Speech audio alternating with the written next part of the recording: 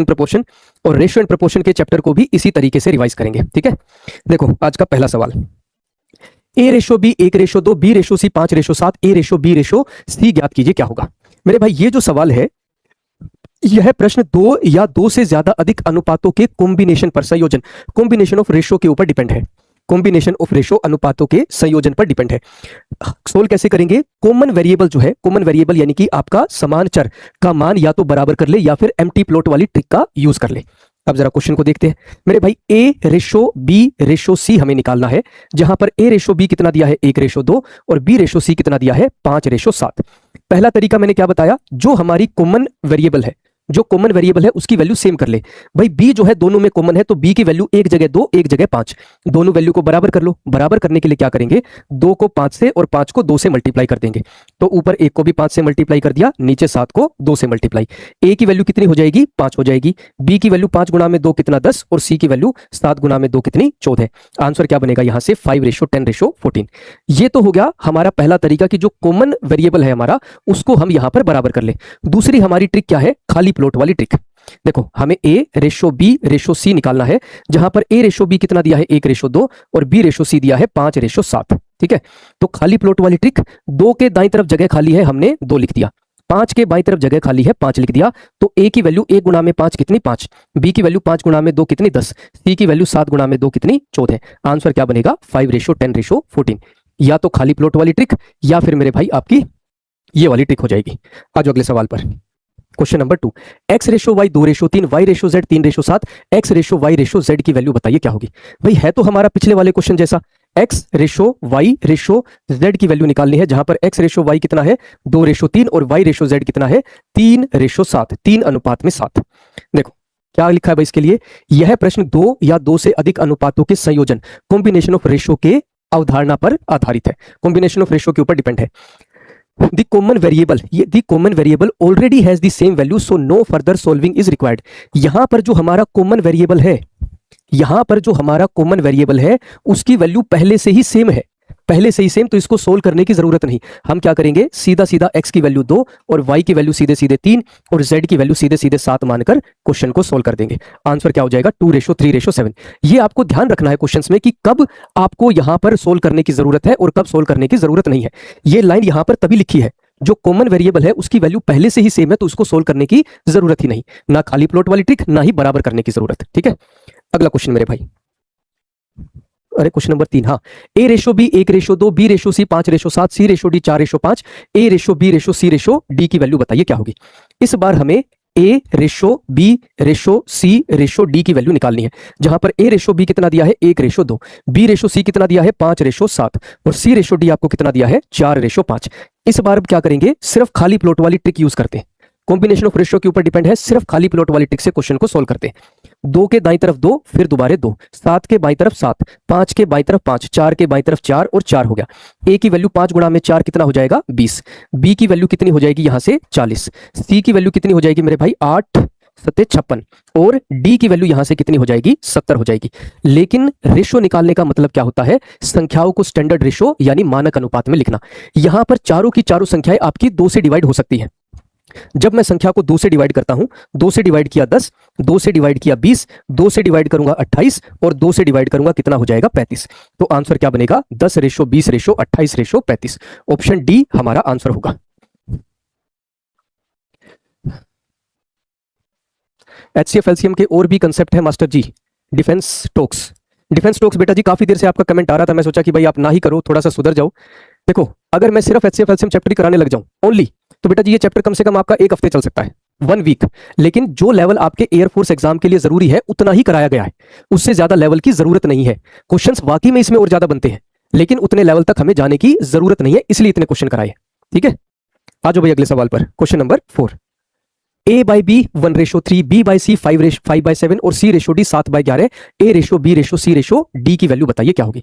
अब यहां जो सवाल है मेरे भाई, यहां पर ए रेशो बी तो दिया ही नहीं हुआ, क्या दिया है ए बाई बी। तो कंसेप्ट क्या है मेरे भाई, यहां पर कंसेप्ट ये है कि ए रेशो बी और ए बाई बी दोनों का एक ही मतलब होता है, चाहे आप ए रेशो बी लिख दो चाहे आप उसको ए बाई बी लिख दो। ए बाई बी दोनों का एक ही मतलब होता है, और अगर दोनों का एक ही मतलब है मेरे भाई तो ए बाई बी यानी कि आपको ए रेशो बी दिया हुआ है, बी बाई सी यानी बी रेशो सी दिया हुआ है, सी बाई डी यानी सी रेशो डी आपको दिया हुआ है, और आपसे ए ratio B ratio C ratio D पूछ लिया। तो बिल्कुल पिछले वाले क्वेश्चन जैसा आपका सवाल हो गया। ए बी सी और डी, ए रेशो बी 1:3, बी रेशो सी 5:7 और सी रेशो डी 7:11 हो गया। फिर से हमारी वही खाली प्लॉट वाली ट्रिक, 3 के दाईं तरफ 3 और 3, 7 के दाईं तरफ 7, 5 के बाईं तरफ 5 और 7 के बाईं तरफ 7 और 7। ए की वैल्यू 7 गुणा में 5 कितना 35, बी की वैल्यू 15 सत्ते कितना हो जाएगा 105 हो जाएगा, सी की वैल्यू 7 21 गुणा में 7 कितना हो जाएगा 147, और डी की वैल्यू 21 गुणा में 11 कितना हो जाएगा 231। अब ये चारों की चारों संख्याएं आपकी 7 से डिवाइड हो जाती है, 7 से डिवाइड, 7 से डिवाइड करूंगा 5 पर गया, 7 से डिवाइड किया मेरे भाई कितने पर गया 15 पर गया, 7 से डिवाइड करूंगा कितने पर गया 21 पर, और 7 से डिवाइड किया कितने पर गया 33। तो आंसर क्या बनेगा 5:15:21:33, ऑप्शन ए हमारा आंसर हो गया। बहुत बढ़िया भाई, अगले क्वेश्चन पर बढ़ते हैं। Question number 5, a is equal to 1/3b, b is equal to 5/7c, a ratio b ratio c की वैल्यू बताइए क्या होगी। अब इस बार ना तो हमें a रेशो b दिया है, ना ही हमें a बाई b की वैल्यू दी है, लेकिन क्वेश्चन में कहा क्या है a is equal to 1/4b, 1/4b। तो क्या मैं इसको a by b is equal to 1/4 लिख सकता हूं? ऐसे ही मेरे भाई b is equal to 5/7c के बराबर दिया है, क्या मैं इसको b by c is equal to 5/7 लिख सकता हूं? हमारे लिए वही क्वेश्चन हो गया जो अभी अभी हमने कंप्लीट किया। a बाई बी का मतलब a ratio b, b by C का मतलब b रेशो c, और आपसे a ratio b ratio c की वैल्यू पूछी है। a ratio b 1:4, b ratio c 5:7। फिर से वही हमारी खाली प्लॉट वाली ट्रिक, 4 के दाईं तरफ 4 और 5 के बाईं तरफ 5।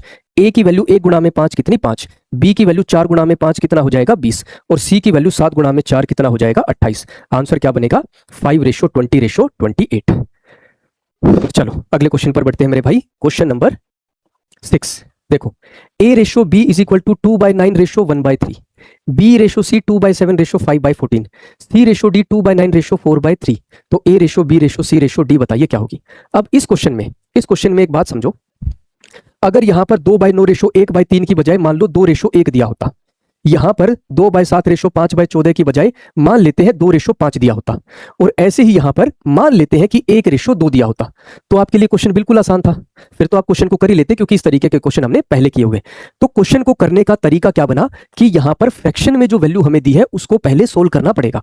जो फ्रैक्शन में स्टेप 1, सबसे पहले भिन्न यानी फ्रैक्शन के रूप में दिए गए अनुपातों को सरल सिंप्लीफाई करके उनको पूर्णांकों यानी इंटीजर्स में परिवर्तित करें। और फिर दूसरा मेरे भाई, कॉमन वेरिएबल को या तो बराबर कर ले या एम्प्टी प्लॉट वाली ट्रिक को यूज कर ले। तो जो हमें क्वेश्चन में करना है वो प्रॉपर यहां पर साथ में लिखा हुआ है। अब जरा क्वेश्चन पर आ जाओ। देखो, a रेशो b किसके बराबर दिया है 2:9 अनुपात में 1:3। कैसे सोल्व करेंगे मेरे भाई इसको सोल्व करेंगे, 3 को 2 से मल्टीप्लाई कर दो 6, 9 को 1 से मल्टीप्लाई कर दो कितना हो जाएगा 9, 6:9 को हम क्या लिख सकते हैं 2:3 लिख सकते हैं। ऐसे ही मेरे भाई b रेशो c किसके बराबर दिया है 2/7 रेशो 5/14, 5/17। कैसे सोल्व करेंगे मेरे भाई, 14 को 2 से मल्टीप्लाई कर दो कितना हो जाएगा 28, अनुपात में 7 को 5 से मल्टीप्लाई कर दो 7 पंजे 35, 28 और 35 अनुपात में क्या बनेगा 4 अनुपात में 5। ऐसे ही मेरे भाई आगे c रेशो d किसके बराबर दिया है 2/9 रेशो 4/3। इसको कैसे सोल्व किया जाएगा, 3 को 2 से मल्टीप्लाई कर दो कितना हो जाएगा 6, 9 को 4 से मल्टीप्लाई कर दो कितना हो जाएगा 36, 6 और 36 को क्या लिख सकते हैं 1:6। अब हमारे पास वैल्यू सिंपल हो गई, अब क्वेश्चन को हम आसानी से सोल्व कर सकते हैं। देखो, a ratio b ratio c ratio d की वैल्यू निकालनी है, जहां पर a रेशो b कितना दिया है 2:3, b रेशो c कितना दिया है 4:5 और c रेशो d कितना दिया है 1:6। खाली प्लॉट वाली ट्रिक, 3 के दाईं तरफ 3 और फिर दोबारा 3, 5 के दाईं तरफ 5, 4 के बाईं तरफ 4, 1 और 1 हो गया। तो a की वैल्यू 4 गुणा में 2 कितनी 8, b की वैल्यू 4 गुणा में 3 कितनी 12, c की वैल्यू 5 गुणा में 3 कितना 15, और d की वैल्यू 3 पंजे 15 छके कितना हो जाएगा मेरे भाई 90। आंसर क्या बनेगा 8:12:15:90। बहुत बढ़िया भाई। सर इस क्वेश्चन की और छोटी ट्रिक बेटा जी फिर इस तरीके से है कि आपको ऑप्शन मैच करने पड़ेंगे, फिर ऑप्शन मैच करने पड़ते हैं, लेकिन इतना तो सिंप्लीफाई आपको फिर भी करना पड़ेगा कि a रेशो b 2:3 बन रहा है, b रेशो c 4:5 बन रहा है, c रेशो d 1:6 बन रहा है। देखो ध्यान से समझना, जरा एक बार यहां पर c और d को देखो, 30 और 35 का अनुपात लेता हूं कितना बनता है 6:7, लेकिन c और d 1:6 चाहिए हमें, जरा एक बार डी ऑप्शन को देखो, 15 और 90 का अनुपात क्या बनेगा, 1:6, जो कि सी रेशो डी का है। फिर ऑप्शन से हमें ट्राई करना पड़ता है कि कहां पर हमारी रेशो जो है वो बिल्कुल मैच कर रही है, वो और भी ज्यादा छोटा तरीका हो जाता है। अगला क्वेश्चन देखो भाई, 3a is equal to 10b, 5b is equal to 7c, तो a ratio b ratio c की वैल्यू बताइए क्या होगी। अब ना तो हमें a रेशो b दिया सीधा सीधा, ना ही हमें a बाई b की वैल्यू दी, तो कहीं ना कहीं हमें a रेशो b बनाना पड़ेगा, तभी तो क्वेश्चन को आगे बढ़ाएंगे। क्वेश्चन में क्या कहा, 3a is equal to 10b, तो क्या मैं यहां पर a बाई b को 10/3 लिख सकता हूं, 10/3। ऐसे ही मेरे भाई आगे वैल्यू क्या दी है, 5b is equal to 7c, तो क्या मैं b बाई c को 7/5 7/5 लिख सकता हूं। क्या ये वैल्यू हमारी सही रहेगी। अगर a रेशो b हमारे पास है, b रेशो c हमारे पास है, तो हम बड़े आसानी से अब a ratio b ratio c निकाल सकते हैं। a ratio b 10/3, b ratio c 7/5। वही खाली प्लॉट वाली ट्रिक, 3 के दाईं तरफ 3 और 7 के बाईं तरफ 7। a की वैल्यू 70 हो जाएगी, b की वैल्यू 7 गुणा में 3 कितना 21 हो जाएगा, और c की वैल्यू 3 गुणा में 5 कितना 15। आंसर क्या बनेगा, 70:21:15। ऑप्शन डी हमारा आंसर हो गया।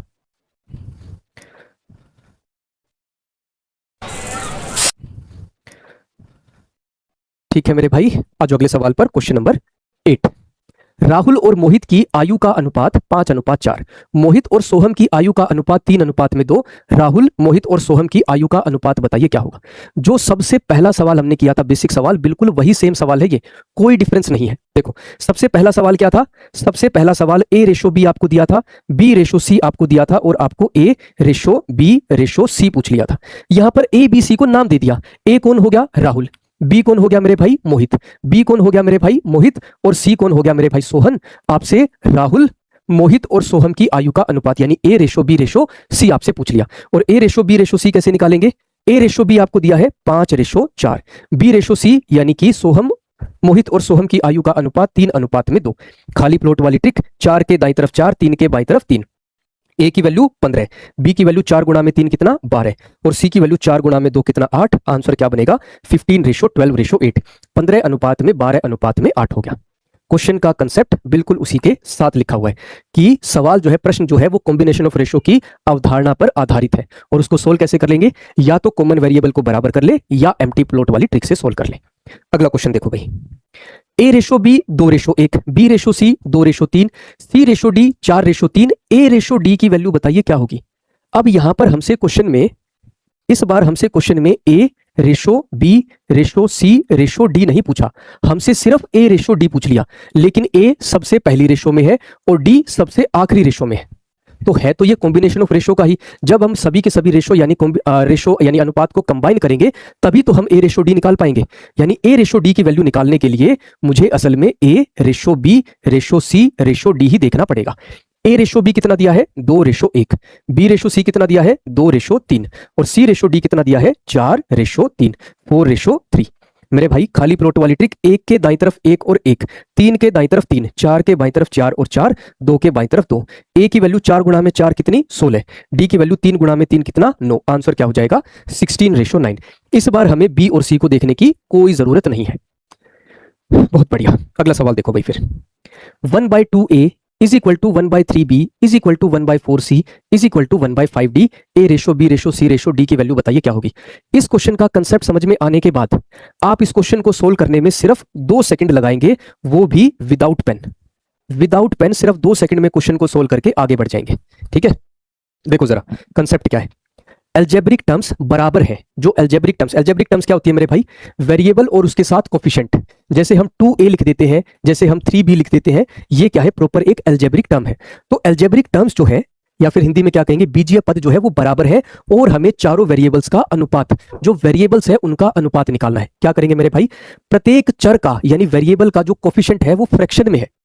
सभी के सभी कोफिशिएंट यहां पर भी 1/2 यानी फ्रैक्शन में है, 1/3 फ्रैक्शन में, 1/4 फ्रैक्शन में, 1/5 फ्रैक्शन में।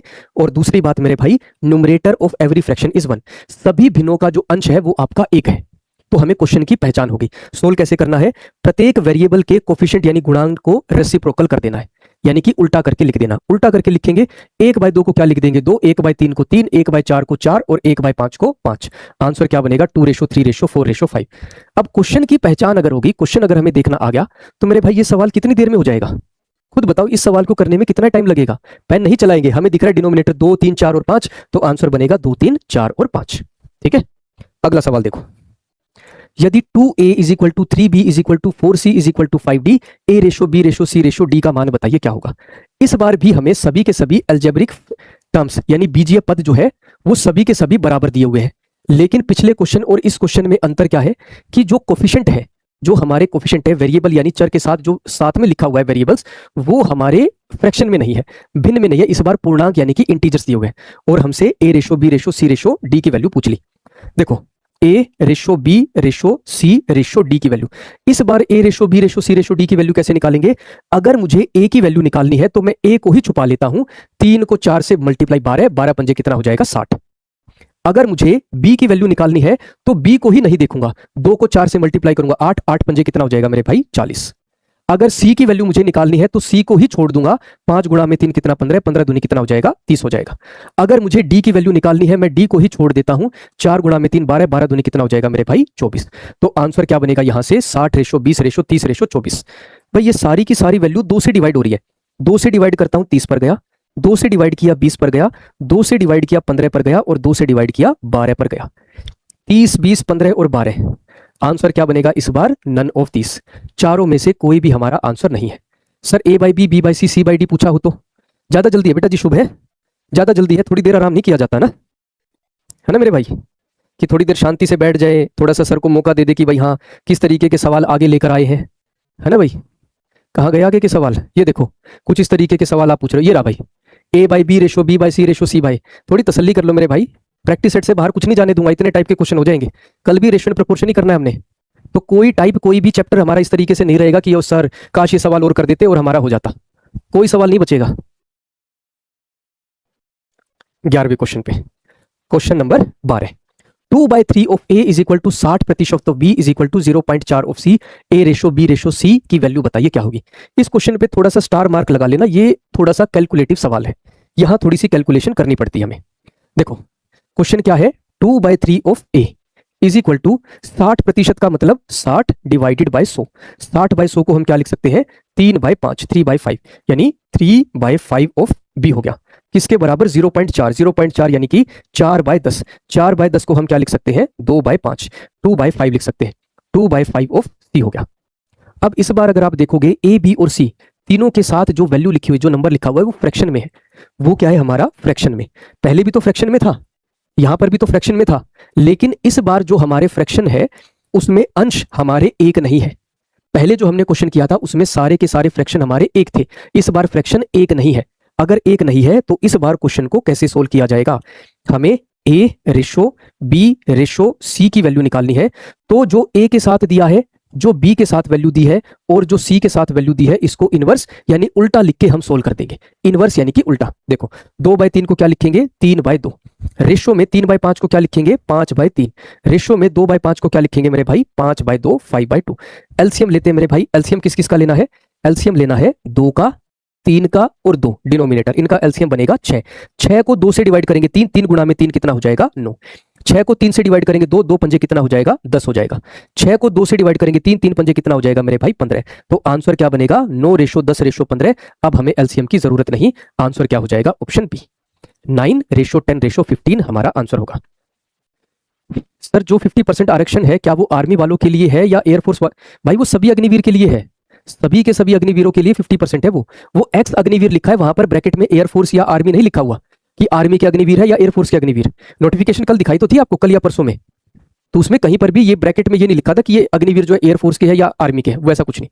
ठीक है, आज अगले सवाल पर भाई, तो हाँ एक चीज बतानी थी, देखो क्वेश्चन नंबर 10 बराबर में दिया है, रेशो में हमसे पूछा है, लेकिन सोल्व करने का तरीका अलग है।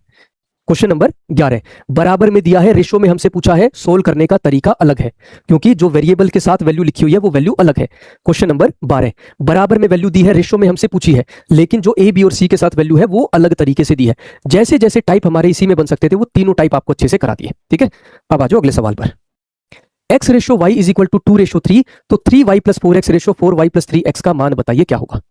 भाई इसका हमारा कंसेप्ट क्या बनेगा, जब 2 या 2 से अधिक वेरिएबल्स का अनुपात 2 या 2 से अधिक संख्याओं के बराबर दिया हुआ हो तो हमें पहले चर या वेरिएबल को पहली संख्या, दूसरे वेरिएबल को दूसरी संख्या और तीसरे वेरिएबल को तीसरी संख्या और इसी प्रकार आगे के वेरिएबल्स को क्रमशः उनके अनुरूप संख्याओं के बराबर मान सकते हैं।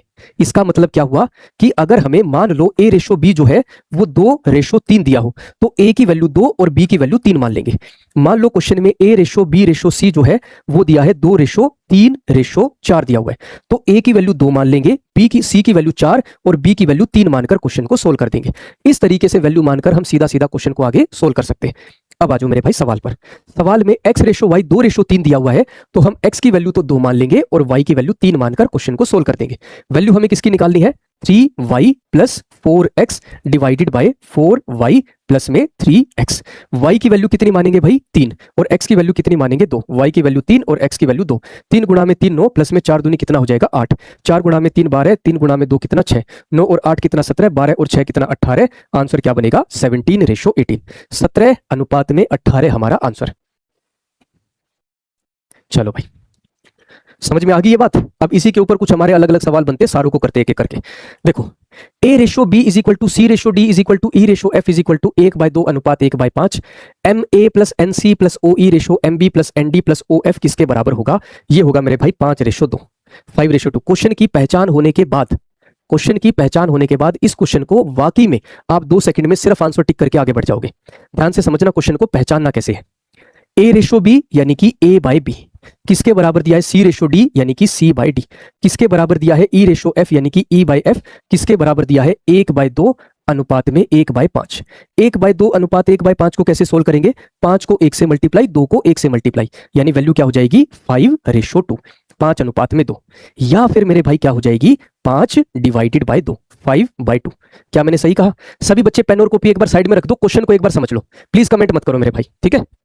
देखो अब a और b दोनों को अगर मैं m से मल्टीप्लाई कर देता हूं तो क्या रेशो पर कोई फर्क पड़ेगा? कोई फर्क नहीं पड़ेगा, क्योंकि जब रेशो निकालूंगा तो m से m हमारा कट जाएगा। ऐसे ही c और d दोनों को n से मल्टीप्लाई कर देता हूं, e और f दोनों को o से मल्टीप्लाई कर देता हूं, रेशो कोई फर्क नहीं पड़ेगा, रेशो अभी भी 5:2 ही रहेगा। इसका मतलब OA की वैल्यू अगर 5 तो OF की वैल्यू कितनी? 2। NC की वैल्यू अगर 5 तो ND की वैल्यू कितनी है? 2। MA की वैल्यू अगर 5 है तो MB की वैल्यू कितनी है? 2 है। और हमसे वैल्यू पूछी क्या है? सभी के सभी अंश यानी न्यूमरेटर को देखो, हमसे वैल्यू पूछी है MA प्लस में NC प्लस में OE divided by MB plus ND plus में OF के बारे में पूछा हुआ है। MA की वैल्यू 5 प्लस में 5 प्लस में 5, डिनोमिनेटर 2 प्लस में 2 प्लस में 2 कितना हो जाएगा? 15 डिवाइडेड बाय 6 और 15/6 फिर से 5:2 यानी ऑप्शन डी हमारा आंसर हो गया, ठीक है।